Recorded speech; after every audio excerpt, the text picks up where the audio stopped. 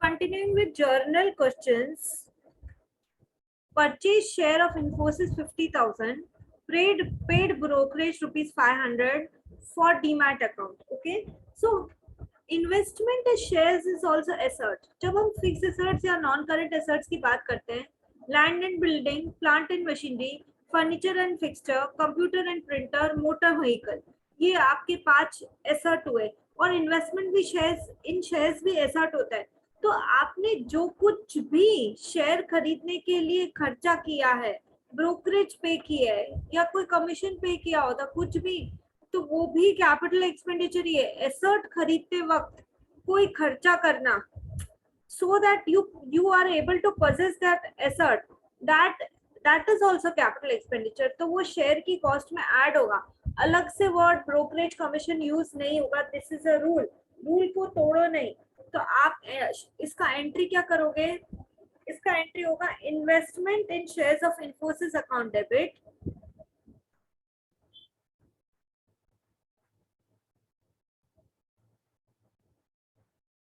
या investment in shares account debit. कितना? बच्चे ये गलती मत करना, 50,000 लिख के आना. 50,000 ब्रोकरेज पे किया. क्यों पे किया? क्योंकि मुझे शेयर ही खरीदने थे ना, तो वो भी शेयर की कॉस्ट में ऐड होगा. 50,500. ठीक है. और कभी भी शेयर्स कैश में नहीं खरीदे जा सकते. यदि ये डीमैट अकाउंट नहीं लिखता तो भी शेयर्स कैश में खरीदना पॉसिबल ही नहीं है. वो बैंक के थ्रू ही खरीदे जा सकते हैं. तो यहाँ पे 2 बैंक ही आएगा. 50,500. और इसका नरेशन आप लिख देंगे being investment made in shares. ठीक है. तो ये आपका first entry for the day. Second,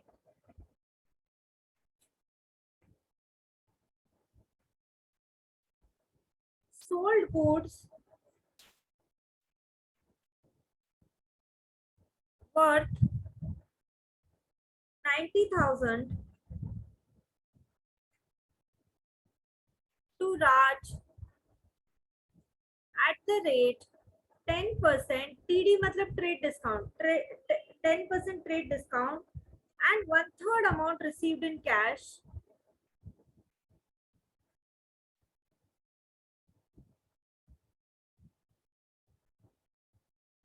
One-third amount received in cash and 5% cash discount allowed. CD मतलब cash discount.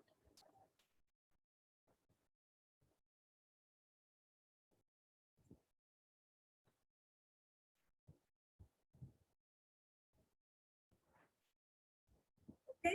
सो आपने गुड्स परचेज किए हैं. वापस से बताती हूँ, ट्रेड डिस्काउंट और cash discount very important difference exam point of view से भी, एंड ये तो आगे ग्रेजुएशन तक चलने वाला है. समझो इसको. Trade discount never recorded in your books of accounts. Cash discount always recorded in your books of accounts.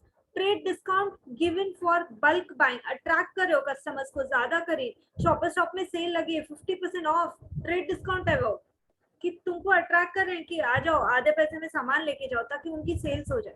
ठीक है. कैश डिस्काउंट, आप ऑलरेडी सेल कर चुके हो, अब आप कस्टमर को बोल रहे हो प्रॉम्प्ट पेमेंट करने के लिए. दैट सेल्स तो ऑलरेडी हो चुकी है, 2 या 3 महीने बाद पैसा देना था, क्रेडिट सेल्स थी वो. तो you are attracting customers for prompt payment, कि जल्दी पैसा दे दो. 100 रुपए देने देना, चलो 95 दे के बात खत्म करो, लेकिन अभी पैसा दे दो, उसको आगे 1 महीने तक मत रुकाओ. That is cash discount. Okay. तो जब ट्रेड डिस्काउंट बुक्स में कभी रिकॉर्ड ही नहीं करते, तो 90,000 का मैं यहाँ थोड़ा सा वर्किंग करके आपको दिखाती हूँ. देखो 90,000 तो हम सेल्स मान नहीं सकते. 90,000 less 10%, that is 9,000, because trade discount never recorded in your books of accounts. तो मेरा सेल्स जो होगा वो 81,000 का होगा. ठीक है. अभी इसमें से इन्होंने कितना कैश दिया है? 1/3 अमाउंट रिसीव्ड इन कैश. जरा करके बताओ, कैश में कितना मिला? 27,000. Okay, 27,000 received in cash. But क्योंकि मुझे कैश टाइमली चाहिए था, तो मैंने 5% कैश डिस्काउंट भी तो दिया है. So what I totally received was not 27,000. It was 27,000 less 5% of 27,000. तो इसका 5% कितना होगा चिल्ड्रन? 1,350. मतलब 5% मतलब आपने डिस्काउंट कितना दिया? 1350. तो आपके पास कैश कितना आया? 25,650 is what you get. कैसे किया? ध्यान से सुनो, this is important. Total sales हुई 81,000 की.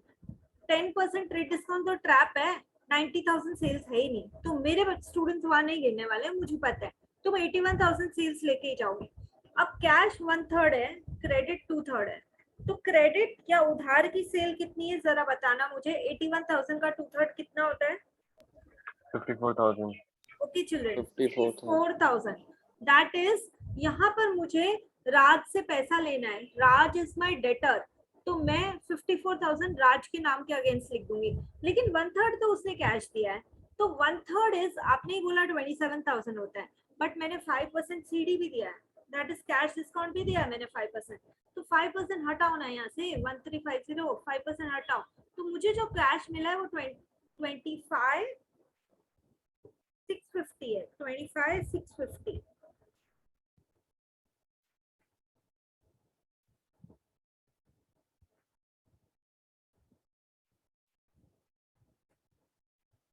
ओके, अब इसकी कंबाइंड एंट्री कैसे करनी है? देखो, सेल्स 81,000 है, परचेज हमेशा डेबिट होता है बेटा, सेल्स हमेशा क्रेडिट होता है. तो आई नो कि टू सेल्स 81,000 ही होने वाला है, लेकिन पहले डेबिट साइड से स्टार्ट करेंगे. पैसा कितना मिला? 25,650. कैश बिजनेस के अंदर आता है, डेबिट करो. बिजनेस के बाहर जाता है, क्रेडिट करो. तो first thing, cash account debit 25,650. Okay, discount, मैंने डिस्काउंट अलाउ किया ना ताकि मुझे टाइमली पेमेंट मिल जाए. तो discount allowed is an expense and debit all expenses and losses is the rule. So discount allowed debit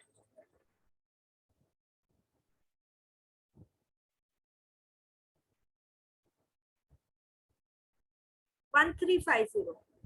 उसके बाद राज मेरा डेटर है. 2/3 अमाउंट ऑफ सेल्स उसने मुझे दिया ही नहीं, मुझे उससे पैसा लेना है. तो राज अकाउंट डेबिट, बिकॉज डेटर्स को हम डेबिट करते हैं. राज से मुझे 54,000 लेना है. टू सेल्स कितना हुआ? Sales 81,000 not 90,000. चिल्ड्रन चेक करो इधर, और हम क्या लिखेंगे इधर? बीइंग, नरेशन लिखो कि being goods sold 1/3 in cash and 2/3 in credit, whatever. Narration लिख के दो, नहीं तो वो मार्क्स काटेंगे. क्या ये एंट्री सबको समझ में आई है बेटा? Yes, ma'am. एंड हम और मेहनत करेंगे, प्रैक्टिस करेंगे, समझ में आएगी. What I want is you should love the subject, not it should not be a punishment कि अरे क्या है. और वो थोड़ा जर्नल प्रैक्टिस करो, तुमको खुद को, मतलब you will enjoy doing it. Journal ledger तक थोड़ा प्रैक्टिस ज्यादा मांगता है बेटा, that is true.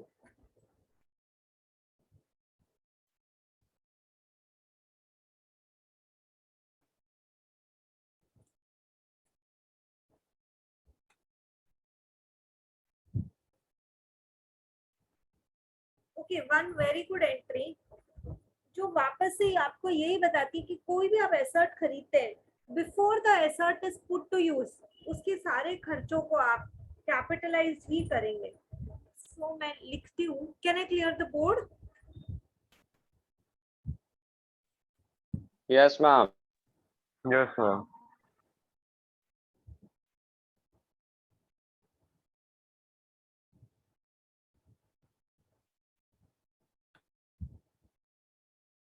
देखो क्वेश्चन क्या दिया है इन्होंने. 15th को, डेट इज 15th को इन्होंने बोला है परचेज लैपटॉप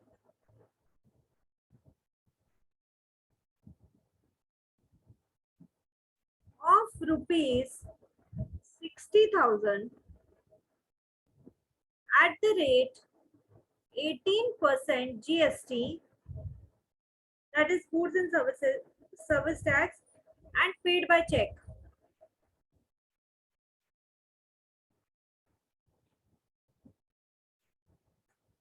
ये 15th को लिखा है एंड 18th को एक और एंट्री बता दी, लिखे हैं पेड ट्रांसपोर्ट चार्जेस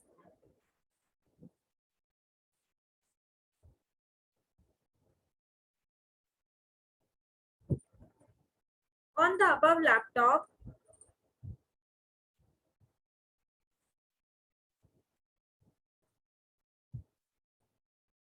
₹1000, मतलब उसको ऑफिस तक लाने के लिए 1000 ट्रांसपोर्ट चार्जेस दिए हैं एट द रेट 18% GST. अब बेटा वापस बोल रही हूँ, before any asset is put to use, उसके ऊपर जो भी खर्चा किया जाए, चाहे वो ट्रांसपोर्ट हो, चाहे वो टेक्नीशियन की सैलरी हो, चाहे वो वेजेस हो कोई मशीन की इंस्टॉलेशन के लिए, सबको कैपिटलाइज करना है आपको, सबको कैपिटलाइज करना है. ये तो रूल है ना. तो मतलब कि नॉर्मल केस में वेजेस या ट्रांसपोर्ट चार्जेस एक्सपेंसिव होते हैं और आप उनको उनके पर्सनल नाम से डेबिट करते हैं. बट जब आप एसर्ट खरीदते हैं and before the asset is put to use, तो आप क्या करेंगे, उसको आप कैपिटलाइज करेंगे, मतलब एसर्ट की कॉस्ट में ऐड करेंगे. अब हम वो कैसे करेंगे, देखो आप परचेज लैपटॉप, लैपटॉप तक एसर्ट है तो एसर्ट को तो डेबिट ही करना पड़ेगा. तो एंट्री क्या होगी, लैपटॉप अकाउंट डेबिट. कितने का लैपटॉप है, 60,000, लैपटॉप अकाउंट डेबिट. उसके बाद कोई भी चीज परचेज करते हो तो इनपुट जीएसटी आता है, कोई भी चीज सेल करते हो तो आउटपुट जीएसटी आता है. अब जीएसटी में सीजीएसटी एसजीएसटी दो, तो 18% का काटो, 9% सेंट्रल गवर्नमेंट के पास जाएगा, 9% स्टेट गवर्नमेंट के पास जाएगा. तो लिखो input CGST account debit,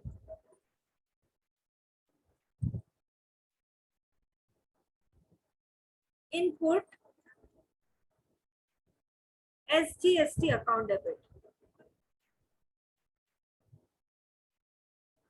basically 60,000 का 9% इधर जा रहा है, 60,000 का 9% इधर जा रहा है, बिकॉज टोटल 18 था, 18 को काटा 9 है, that is 5,400 and 5,400. You can check 5,400 आ रहा है कि नहीं. ठीक है, तो मुझे लैपटॉप भले ही 60,000 का होगा, मुझे टैक्स इंक्लूड करके वो कितने का पड़ा है, मैंने चेक से पेमेंट किया है, तो मैं लिखूंगी टू बैंक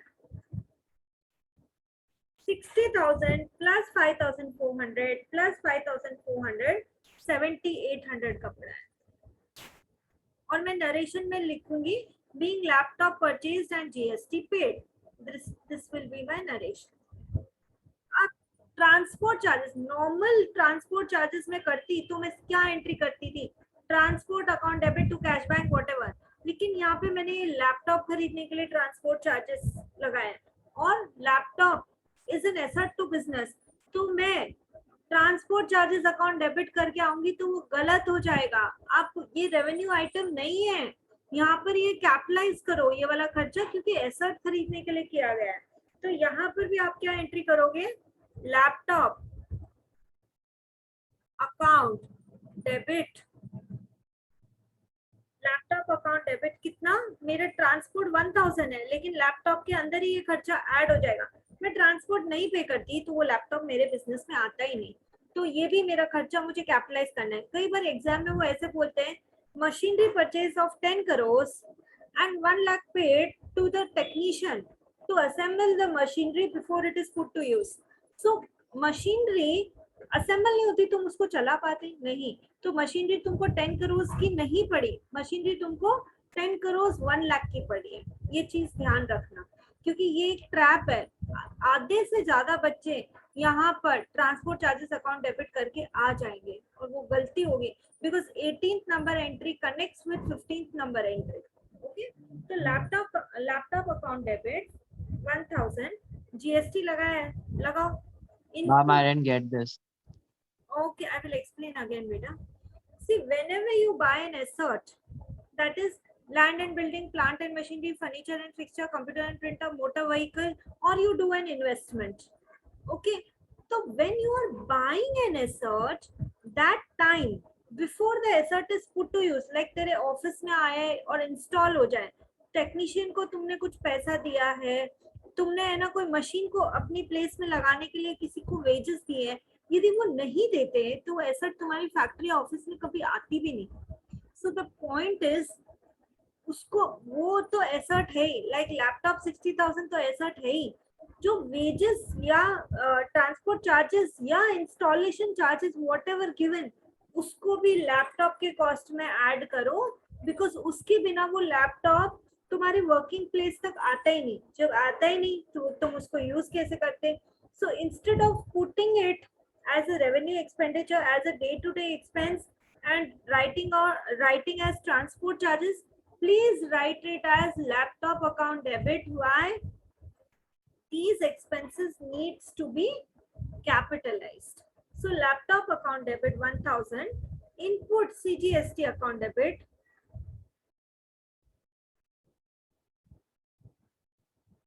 1000 का 9%, 90. 90. Input SGST account debit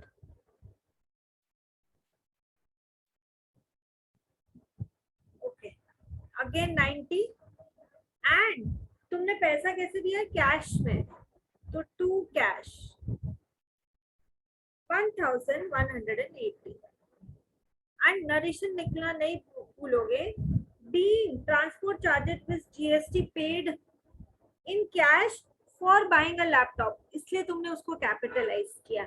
मैं एक और एग्जांपल देख के सिखाती हूँ कि मशीनरी यदि खरीदते तो हम कैसे करते. इतना करो, आराम से नोटबुक में लिखो इसको, क्योंकि तुम सब मुझे देखोगे एंट्री करते हुए, तुमको नहीं आएगी. अकाउंट्स को खुद से लिखना पड़ता है अपने हाथ से.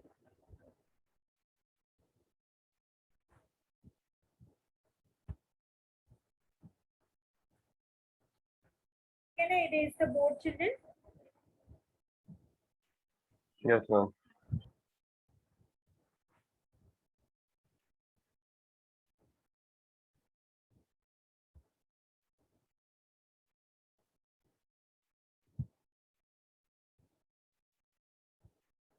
एक और ऐसा मैं करके बताती हूँ सो दैट एकदम कॉन्सेप्ट क्लियर हो.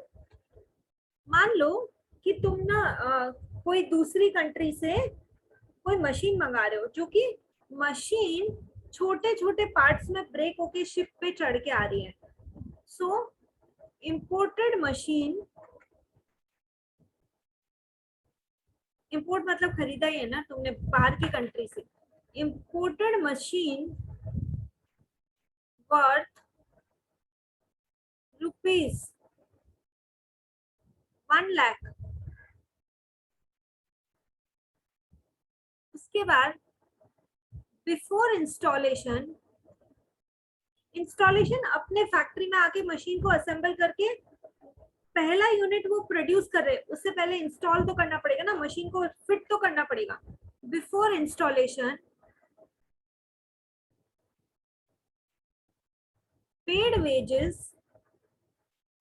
वेजेस दिया मजदूर को, उसको पार्ट्स को उठा के तुम्हारी फैक्ट्री में लगाने के लिए.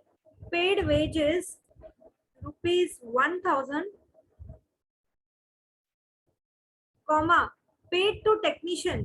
कौन सा पार्ट कैसे साथ में लगेगा तुमको नहीं पता. पेड टेक्नीशियन सैलरी वो असेंबल करके देगा तुमको.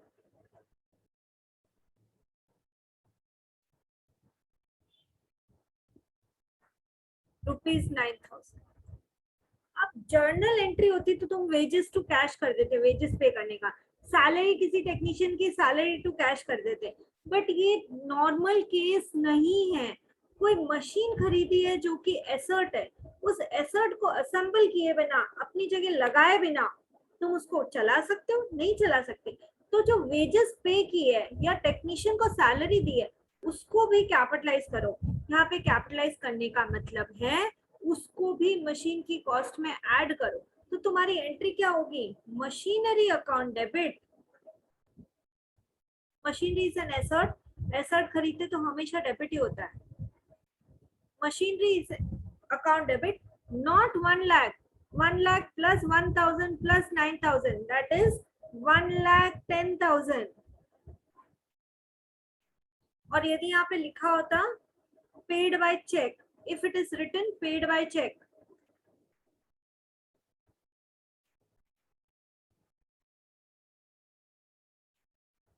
तो तुम क्या करते? To bank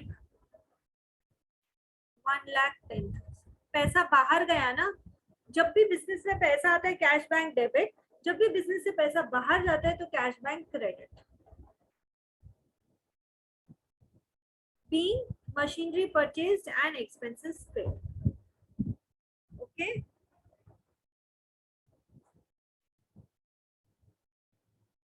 ma'am I had a doubt here. हाँ बेटा. मैम ये वर्किंग जो है हम लोग को फेयर कॉलम में दिखाना है कि रफ में? वर्किंग के लिए वर्किंग नोट बना सकते हो. लाइक आपका क्वेश्चन है नेक्स्ट पेज पे वर्किंग नोट, एंड यहाँ पे तुम वर्किंग नोट 1 ऐसे करके लिख सकते हो. But this entry, this particular entry does not require any working note. Just आपने ऐड करके लिख दिया ना, मतलब एग्जामिनर समझ जाएगा कि इसको पता है कि एक्सपेंसेस को कैपिटलाइज करना है, रेवेन्यू बना के एक्सपेंसेस के नाम डाल के नहीं लिखना in case of purchase of an asset. Okay. जैसे इससे पहले जो हमने एंट्री की थी जिसमें 1/3 कैश था, 2/3 क्रेडिट था, such entries definitely require a working note. You should put a working note ये और entry number ये. Okay.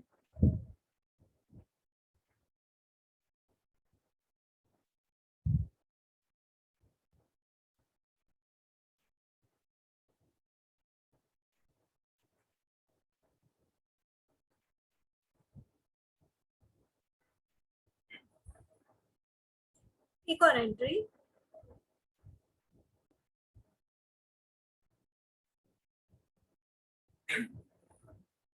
Purchase goods from Ajay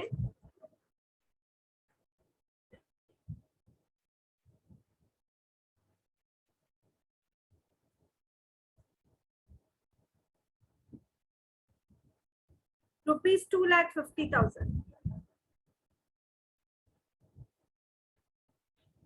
at 10% trade discount. At the rate 18% GST and paid 1/4 amount in cash.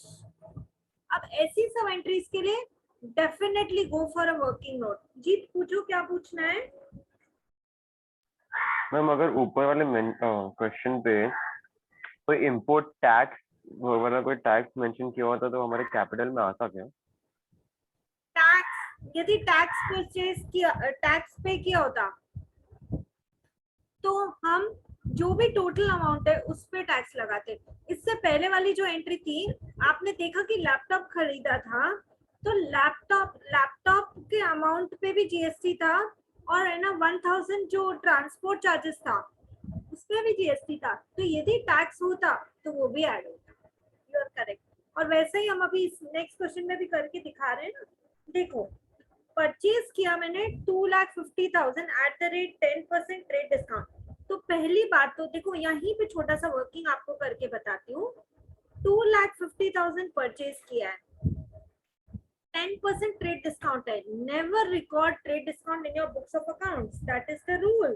So less करो trade discount 10%, 25,000. तो मेरी purchase का figure कितना है? It is 2,25,000 and not 2,50,000. ये हुआ परचेज का अमाउंट. ठीक है. अब इस पे सिर्फ यही परचेज तो नहीं है, मैं इनपुट सीजीएसटी और एसजीएसटी भी लगाऊंगी 18%, यानी कि 9% मेरा सीजीएसटी होगा, 9% एसजीएसटी होगा. 2,25,000 पे 9% करके बताओ कितना आ रहा है.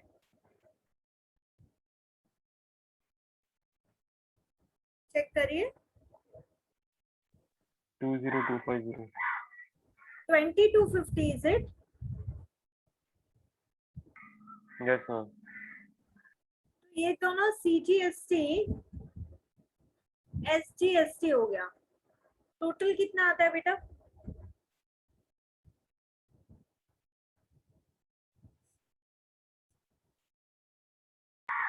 Four 40500। Okay, 2,25,000 plus 20,250 plus 20,250, 265,500.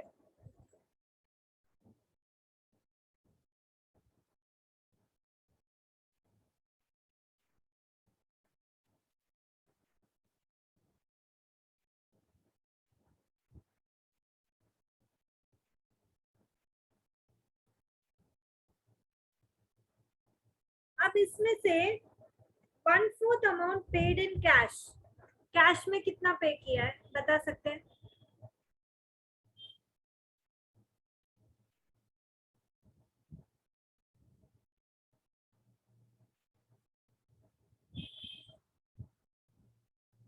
Is it 66,375?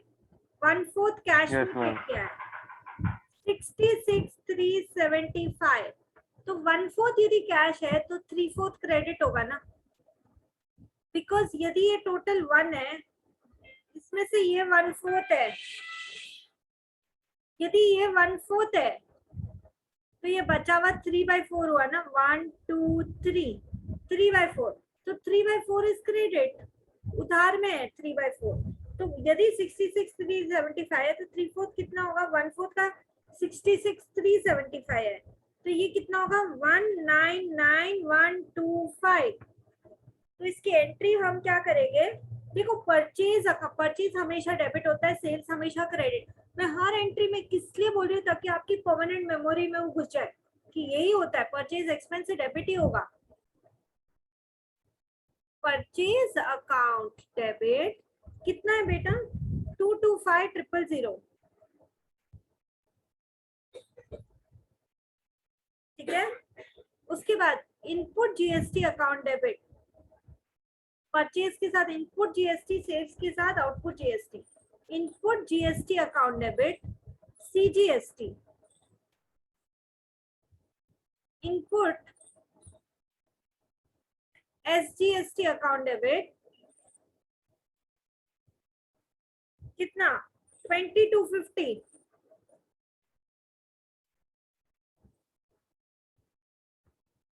तो जो भी अमाउंट है 265500 में मुझे वो कोई सामान पड़ रहा है, उसका 1/4 मैंने अभी का अभी कैश दे दिया है। तो टू कैश, जब भी कैश बिजनेस के बाहर जाता है तो मैं उसको क्रेडिट करती हूँ। परचेज करने से पैसा बाहर जा रहा है तो टू कैश कितना? 66,375। ठीक है, और अजय को कितना देना बाकी रह गया मुझे? 3/4, तो 2 अजय कितना होगा? 199,125। और फिर नरेशन आप लिख के देंगे, being goods purchased at 10% trade discount with 18% GST, 1/4 being paid in cash.